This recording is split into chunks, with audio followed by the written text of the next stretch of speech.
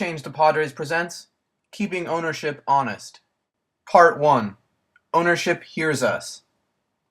I was told, Ron, that yesterday we spent a little time on the show talking about this documentary which came out, and I was told that you had a chance to see it. What did you think?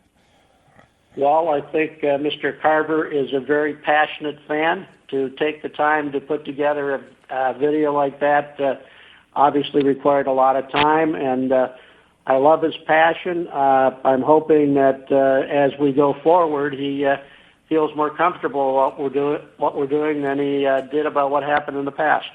Do you feel like David Marver, who's the guy who put this together, do you feel like he represents a majority, a minority? I mean, how do you think he represents Padre fans as a whole? Well, I sure as heck hope he represents a minority. I'd rather have a passionate fan that disagrees with us and lets us know than people who are apathetic. And David is anything but apathetic. Do you feel like maybe not so much solely based on that, based on what he did and what he published yesterday or put out there yesterday for consumption, do you feel like, as the executive chairman of the Padres, as the face guy here and somebody who's been in San Diego for a long, long time, do you feel the need, do you think that the relationship between the team and the fan base needs to be repaired in some capacity?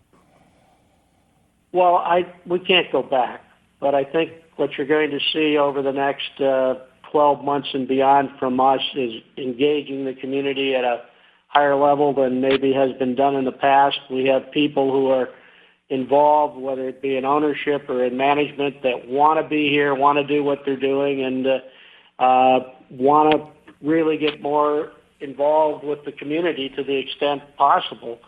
We've talked about three priorities. One is winning. We're in it to win it. And the other is fan experience. And the third thing is community. And we feel that we are going to kick it in gear even more in all three of those areas in 2013 and beyond. And we feel that if we do that, we're going to engage the community in a manner that hopefully they will find acceptable. He was also asked about it at FanFest.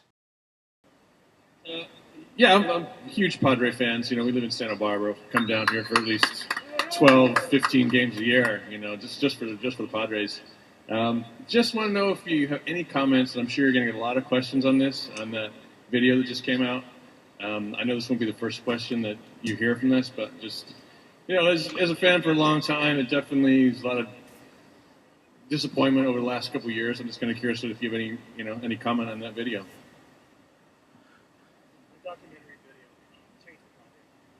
Well, the video, I had I'll use the term privilege of seeing it 2 nights ago. We are going to make the commitments that we think are going to move this team forward. You can't, this is a dynamic world. You might feel a certain way on Tuesday in 2013, but in 2014 and 15, things might change. Our major commitment is we want to keep the team together, add to it, and build from within. That's what we're going to do.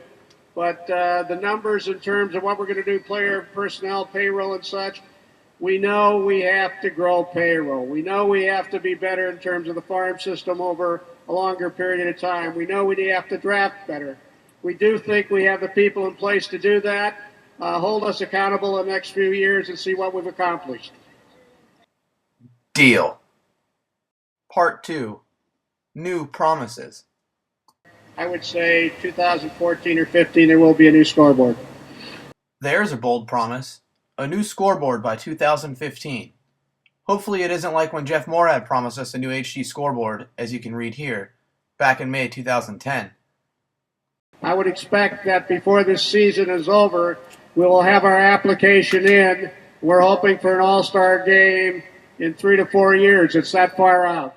Great. An all-star game in 3 to 4 years. We'll hold you to that one, too. Now, how about some promises about the players? But are you concerned that the market is going to get away from us, or from you guys specifically, it's your money, to sign somebody like Chase Headley, who seems to be the type of guy you want in the community, in the same way a couple of years ago it got away from us for Adrian Gonzalez, and now he's playing up the road in L.A.? First of all, we want Chase to be here for a long time. We we want this to be a place where fans can come to the games and see the players that grew up here, knowing that they got the best possible training in the minor leagues, and when they come to the major leagues, they're ready to go, and then go on to have great major league careers. And our players know that at this point, and so we certainly hope that's the way Chase Headley's career pans out. Ron Fowler echoed that sentiment And we think we're going to be able to keep a lot more players than people think. and mentioned adding players on top of what we already have. And we're going to compete to keep the players we have and add the ones we think can make a difference. Fowler also made a commitment that the owners would be taking no money. Our commitment is that the owners are taking no money. It's all coming back in. We look forward to seeing the books at the end of the season then. Before we get to the final promise, let's rebuke something Mark Grant tried to convince fans of at that same fan fest. I like to be, and I can get comments from you gentlemen. You know, you have to be a realist in this game of baseball, and so many statistics are thrown your way regarding payroll and teams. And I think we're all good enough fans here, and we read up on the game to necessarily realize that it doesn't take a huge payroll to win a championship. I mean, for the last 10 years, you look at the teams that have won, they're not necessarily the teams up there with the biggest payrolls. Here is the payroll rank for the World Series winner in each of the last 10 seasons, the period Mark Grant specified. In only one season, the furthest one from the present, was the team who won the World Series not in that top half of team payrolls. And in half of the seasons, a team in the top third of team payrolls won the World Series, which is why this promise from Peter Seidler is perhaps the most promising of all. And I think what's beautiful about football is every year before the season starts, Green Bay has a chance to win just like New York does. And aside from the stuff that we're doing here in San Diego, we'll be working with the other 29 owners to make sure that momentum for a level playing field continues until the playing field is absolutely level. Sounds great.